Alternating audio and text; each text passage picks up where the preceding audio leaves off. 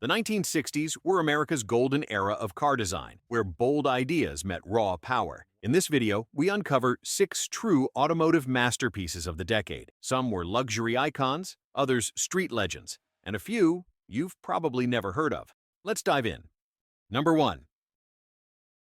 In 1960, Dodge launched something bold, a brand new line called the Dodge Dart, and at the very top of this lineup sat the elegant and misunderstood Dart Phoenix. While the Dart name would later be associated with compact cars in the 1970s, the original 1960 Dart Phoenix was anything but small. It was a full-sized, high-trim cruiser packed with flash, fins, and futuristic flair.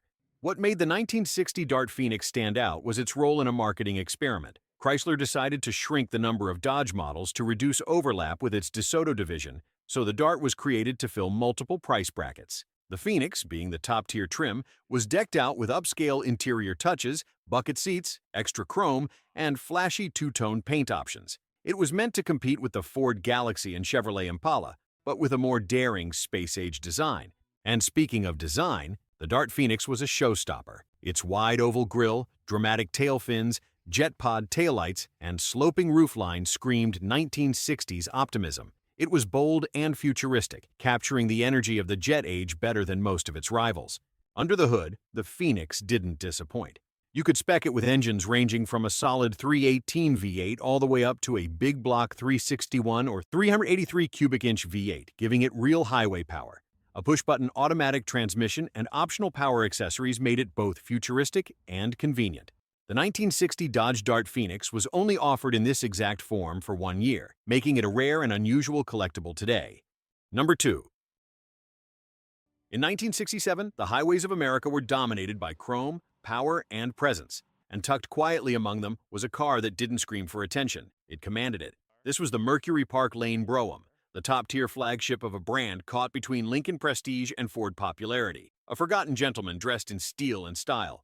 At nearly 19 feet long, the Parklane Brougham wasn't just a car. It was a rolling declaration of status. It shared its bones with the Ford LTD, but that's where the comparison ends. The Brougham was more refined, more exclusive, and far less remembered. Its interior was nothing short of a lounge on wheels, deep pile carpeting, simulated walnut trim, and the kind of pillowy bench seats you could fall asleep in.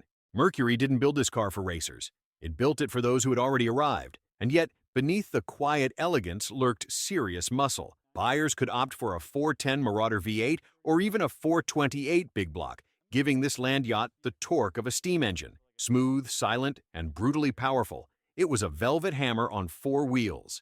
But here's the tragedy. Just a few years later, the Parklane name disappeared. No marketing push, no farewell. It vanished, swallowed by time and corporate shifts. Today, few remember it. Even fewer have seen one. But for those who know, the 1967 Parklane Brougham is not just rare. Number 3. It didn't look flashy. It didn't need chrome. It didn't care about comfort. The 1967 Dodge Coronet W23 was never meant for the showroom floor. It was built behind closed doors, stripped down, fired up, and unleashed like a caged animal. Only 55 of them were ever made, and everyone was a weapon. This was Dodge's answer to the rising war on the drag strip. National Hot Rod Association rules allowed factory-backed superstock cars, and the W23 was Dodge's silver bullet.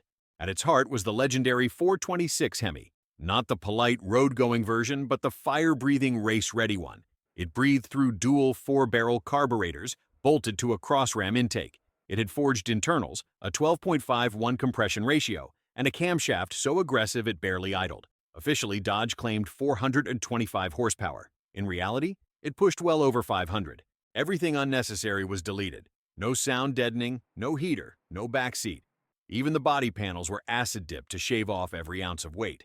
It came with lightweight bucket seats, manual steering, and a trunk big enough for slicks and tools. This wasn't a cruiser. It was a missile disguised as a sedan. Number 4.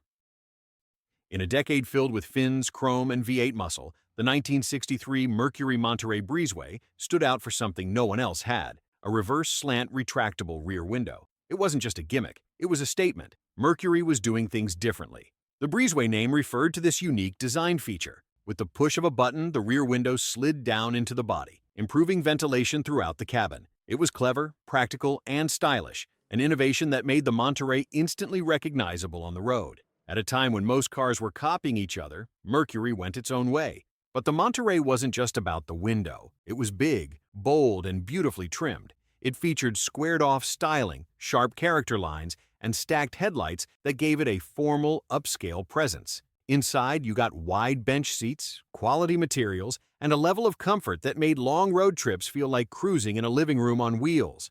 Under the hood, the 1963 Mterrey could be optioned with several powerful V8s, including the 390 cubic-inch Marauder V8, delivering up to 300 horsepower. Paired with a smooth automatic transmission, it offered effortless highway performance and the kind of low-end torque only a big American car could deliver. Despite its innovation and elegance, the Breezeway Mterrey never reached mass-market stardom. It sat in a strange space between Ford's mainstream models and Lincoln's luxury giants.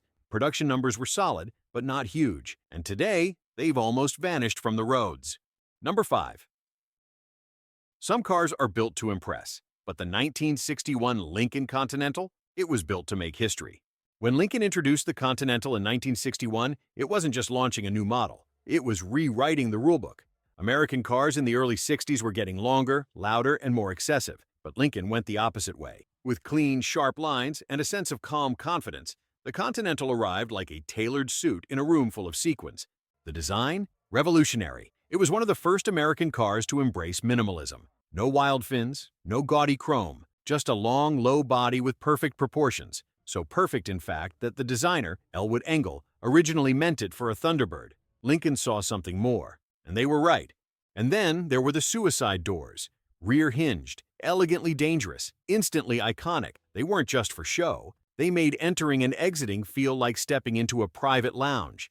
Presidents rode in this car. Celebrities swore by it. It became a symbol of status, grace, and power. Under the hood, the 1961 Continental was no slouch either. A smooth 430 cubic-inch V8 delivered quiet strength, while power steering, brakes, and windows made every drive feel effortless. It was heavy, solid, and meticulously built, so much so that Lincoln tested every one of them for quality before it left the factory. It won awards, it won hearts, and it saved the Lincoln brand from extinction.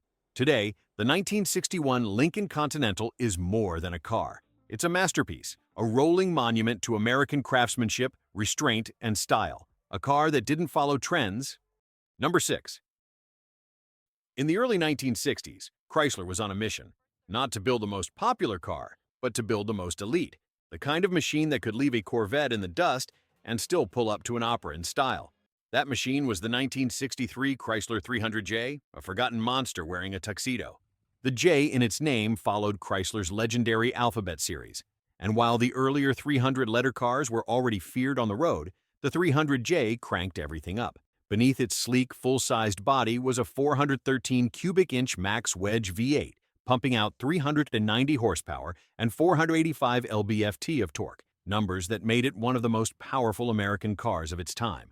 The 300J was fast, yes, brutally fast for its size, but it was also refined. Inside, it felt more like a private jet. 4 bucket seats, aircraft-style center console, deep dish gauges. Everything was built with precision and class.